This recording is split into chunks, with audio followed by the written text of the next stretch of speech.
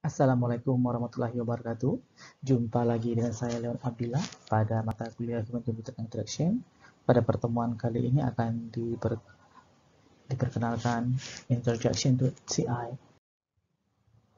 Tujuan pada pertemuan pertama mengetahui lingkup mata kuliah HCI, kemudian sistem pembelajarannya mulai dari mode pembelajaran, komponen penilaian, skor penilaian, sumber materi ajar, dan lain-lain.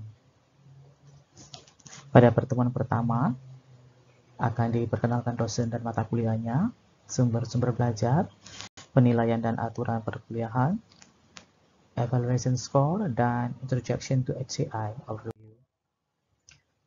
Saya sendiri merupakan dosen di Fakultas Ilmu Komputer, Program Studi Sistem Informasi, juga aktif sebagai editor dan reviewer untuk international journal and conferences, kemudian koordinator mata kuliah antara lain HCI, KMS, CRM, SCM. Selanjutnya juga mentor untuk Pavlon New Zealand, consultant untuk academic research and community, serta koordinator untuk enterprise system group. Ada sejumlah mata kuliah yang sering saya ampu. Untuk kali ini adalah Human Computer Interaction atau interaksi manusia dan komputer. Pembelajaran akan dibagi menjadi 16 minggu. Setiap minggu berisi materi-materi antara lain Introduction, HCI History, Computer Aspect, Interaction Element, Computer Aspect, Interaction Paradigm, Interaction Design, Mid-Exam, Navigation and Dialogue, Prototype, Evaluation, Hypertext, Multimedia, and WW, Ubiquitous Computing and Augmented Reality, Collaboration with Social Media, Presentations, and Final Exam. Untuk media pembelajaran, itu yang utama adalah Moodle, bisa diakses pada elearning.binadharma.ac.id. Kemudian dilengkapi dengan blogs, kemudian ada grup melalui WhatsApp dan Facebook. Untuk komponen penilaian dibagi menjadi 4 kegiatan. Yang pertama class activity, terdiri dari quiz dan presents, itu sebesar 15%. Selanjutnya mid-exam pada bulan kedua, bobotnya 20%. Report, presentation pada bulan ketiga, ditambah dengan tugas-tugas harian sebesar 20%. Dan terakhir pada pertemuan ke-16 yaitu final exam sebesar 40%. Peraturan perkuliahan secara umum dimulai dari harus register dan tercantum di KRS-nya.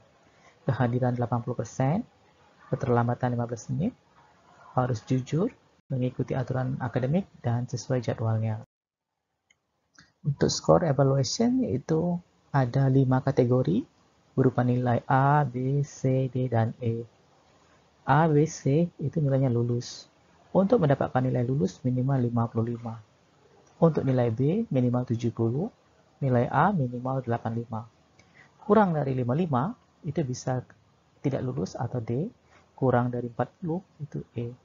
Masing-masing nilai ada mapping bobot yang akan mempengaruhi IPK mahasiswa. Kita masuk ke HCI overview.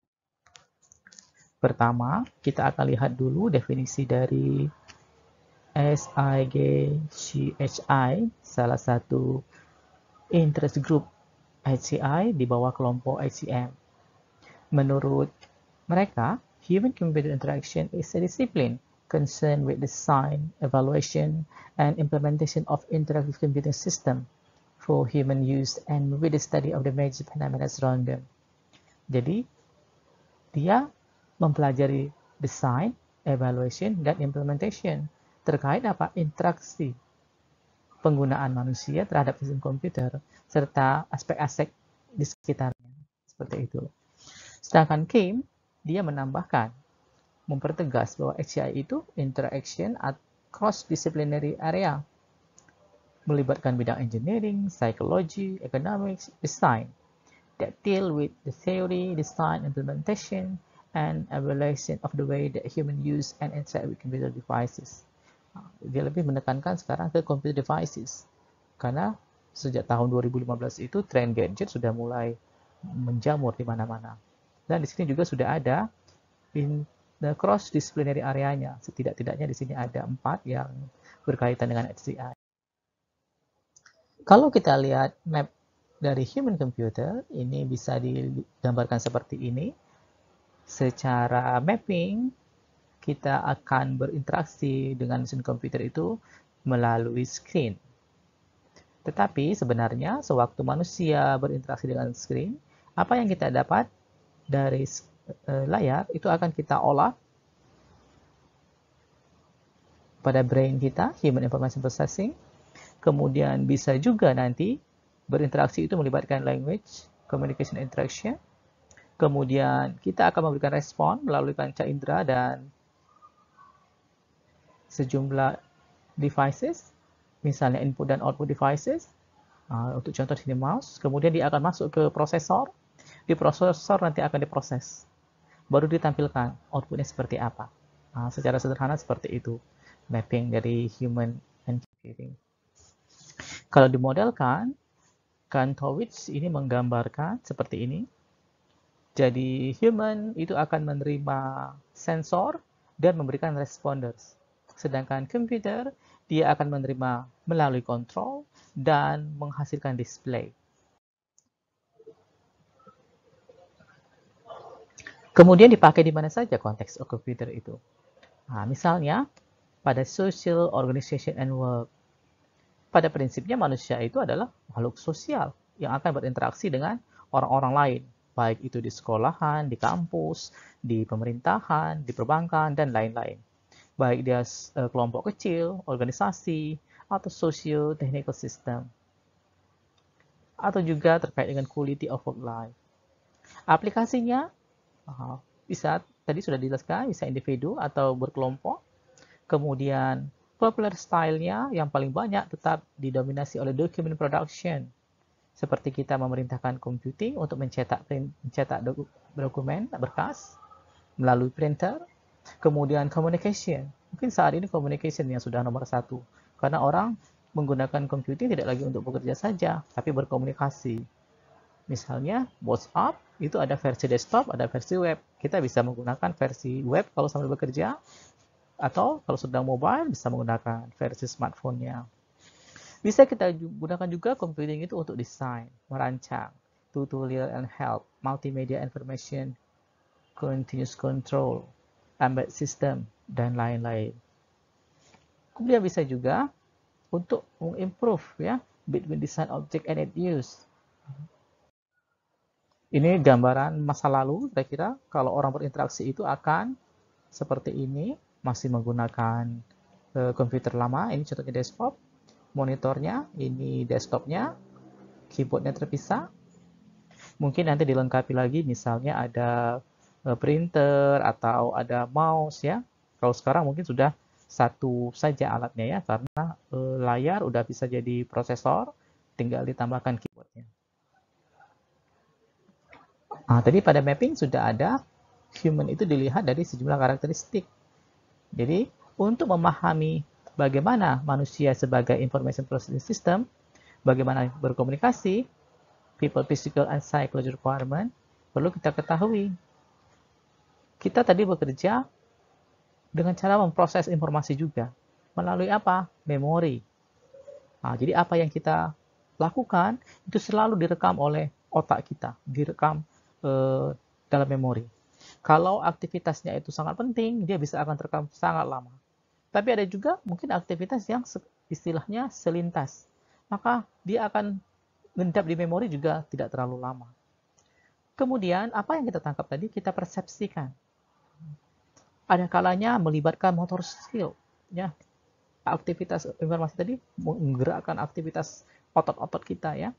Atau juga menarik apa? Perhatian kita, concern kita. Atau bisa juga berhubungan dengan penyelesaian masalah, learning and skill acquisition kalau kita belajar, atau memotivasi kita, atau konsep diversity dan lain sebagainya. Jadi luas sekali ya information processing human ini. Lebih lanjut juga, kita bisa berkomunikasi melalui misalnya language, bahasa, communication interaction. Ada sintaksnya, semantics, pragmatic, conversational interaction, atau bahkan specialized language. Nanti untuk computing juga banyak sekali special language ya, bahasa pemrogramannya. Kemudian yang tidak kalah pentingnya adalah ergonomik, anthropometric and psychological characteristics of people and their relationship to workspace and environment. Misalnya arrangement of display and control. Nah, kita lihat tadi ada contoh kenapa diatur seperti itu, mejanya, kursinya, sehingga orang nyaman bekerja, ya. Atau tampilan-tampilan yang lain juga boleh. Atau ada sensor-sensor yang diletakkan sehingga bisa menangkap pergerakan orang itu juga boleh. Sedangkan dari sisi computing, itu dilihat dari input and output devices, mechanic and characteristic of particular hardware devices, performance characteristic human and system, aesthetic devices, spiritual devices. Ini membantu kita memberikan input dan membantu komputer mengeluarkan outputnya. Kemudian, cara manusia berdialog dengan computing bisa melalui input dialog and output dialog atau interaction styles. Nah, kalau sekarang misalnya dulu kita ketik, kalau sekarang udah lumrah misalnya touch, ya, atau slide. Nah, itu juga terkait dengan dialog genre, ya, interaction and content metaphor. Sekarang trennya grafik, basic concept grafik useful to HCI. Jadi kita berkomunikasi langsung, what you see, what you get, why see it istilahnya. Sehingga apa yang nampil di layar itulah yang akan tampil dicetak, kira-kira seperti itu. Dialog arsitektur juga menjadi standarnya, ya. HCI juga terkait dengan development process. Jadi HCI ini juga berhubungan dengan mata kuliah software engineering, kemudian algoritma and programming, mata kuliah pemrograman, karena nanti pada sistem menu, input dan outputnya itu akan melibatkan pengetahuan dari HCI. Ada design approach-nya, kemudian implementation technique and tools-nya, evaluation technique, sampai ke example system and case study. HCI juga cukup puas, dia melibatkan evaluation juga. Ada sebagian bidang pekerjaan HCI dilakukan untuk pengembangan atau pembangunan atau pengimplementasian. Tetapi ada juga bagian-bagian dari HCI itu ya menilai, mengevaluasi. Bisa productivity dari software yang ada, usability testingnya, ini sangat terkenal, formative and summative evaluation, bahkan yang terbaru itu ada user experience misalnya. Semakin ke sini semakin banyak ya sistem itu berbasis computing. Kenapa? Jadi perlu kita pelajari ya. Ternyata tetap saja yang pertama itu dari segi bisnis ya. Dari segi bisnis. To use humans more productive and effective. Menghasilkan ya. Dengan adanya computing kita bisa berproduksi berlipat-lipat. Kalau dulu kalau ketik mungkin 1 menit hanya dapat bukan 1 menit ya, mungkin 10 menit hanya 1 lembar. Kalau sekarang, mungkin proses pengetikannya tetap sama. Tapi karena dia tersimpan dan dia bisa dicetak berulang-ulang, bahkan sampai jutaan eksemplar dalam waktu yang relatif sama. Jadi dengan computing, produktivitas itu meningkat bisa tanpa batas, gitu ya. Kemudian personal view. Kita melihat computing, apalagi ke belakang ini, tidak lagi sekumpulan alat-alat, ya, tetapi dia sudah menjadi apa? As appliance, yang langsung bisa kita terapkan. Bahkan tidak sedikit alat-alat itu langsung kepada objeknya. Misalnya, computing itu dibenamkan dalam jam tangan, di dalam televisi, atau di dalam apa? Peralatan-peralatan di dapur. Jadi, tidak hanya konservatif seperti desktop atau laptop ya. Kemudian lebih lanjut adalah market view, marketplace view. Apalagi sekarang tren marketplace ya. Tidak lagi orang harus datang ke mall, harus datang ke tokonya, harus datang ke gudangnya untuk belanja. Tetapi melalui marketplace yang sudah banyak tersebar. Kenapa? Karena menawarkan easy to use. Bisa kita lihat, mulai dari Tokopedia, Bukalapak, JDID, itu memberikan kemudahan-kemudahan bagi kita untuk berbelanja. Tidak hanya ke produk-produk yang official, bahkan juga yang langsung belanja ke orangnya ya. Harus rich design ya. Kemudian detail training, heterogeneous group, beragam grupnya ya. Kemudian dari sudut pandang system view. Kenapa mempelajari computing system? Karena pada basicnya baik human, computing, and interface itu relatif kompleks, ya. Walaupun dalam praktisnya semakin mudah digunakan, tapi sebenarnya di dalamnya kompleks sekali, sehingga perlu diketahui, ya. Untuk faktor human view, human pada dasarnya banyak sekali keterbatasan. Misalnya saja pandangan kita paling beberapa meter, tapi dengan computing seperti Google, kamera itu bisa dari satelit tembus kemana-mana ya, bisa melihatnya. Coba kalau manusia sangat terbatas sekali. Belum lagi error, banyak sekali error yang dikerjakan oleh orang, sehingga kita bisa apa? Waktu terbuang percuma, duitnya juga terbuang percuma, bahkan yang lain-lain ya. Nah, yang paling banyak itu dari social views. Karena orang pada basicnya adalah makhluk sosial. Sehingga memang lebih banyak penggunaan computing itu untuk menunjang aktivitas sosial kita. Nah, misalnya, computers contribute to critical part of our society and cannot be ignored, katanya. Yang pertama apa? Pendidikan. Kemudian apa lagi? Untuk medical history. Keep track of our credit. Play game. Play game ini juga industri yang sangat booming saat ini ya. Misalnya orang kalau bosan untuk membunuh waktu, mengisi waktu dia main game. Atau tidak sedikit orang sekarang menjadikan game itu memang aktivitasnya. Ya. Atau bisa juga control air and ground traffic ya. Book travel. Dulu orang kalau mau bepergian harus datang dulu ke travel agent, antri, kemudian tanya jadwal dan lain sebagainya, prosedurnya panjang, baru berbayar-bayaran dan lain sebagainya. Kalau sekarang dengan aplikasi misalnya Traveloka, orang bisa langsung menentukan mau kemana, melalui mode apa, apakah mau menginap atau tidak, tanggalnya kapan, dan lain sebagainya. Pola pembayarannya boleh dilakukan secara cash, kredit, dicicil, bahkan mereka juga memberikan layanan misalnya antar jemput atau schedule-nya boleh diubah sesuai kebutuhan. Bisa dilakukan sendiri oleh user. Termasuk juga untuk yang agak berbahaya, misalnya chemical, minyak, nuklir, dan lain-lain.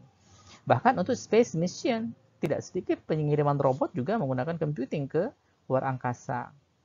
Dan sebagainya, dan sebagainya. Masih banyak lagi yang lain ya. Kemudian kita lihat juga pada bagian evaluation, saat ini yang masih populer memang usability ya. Menurut Huang, usability merujuk ke extent to which a product can be used ya by specific user to achieve specific goal with effectiveness, efficient, and satisfaction in specific context of users. Secara sederhana, seberguna apakah sistem yang dibuat itu? Kira-kira seperti itu ya. Dari sudut pandang efektif, efisien, dan kepuasan. Kemudian, usability itu akan mengukur juga user experience.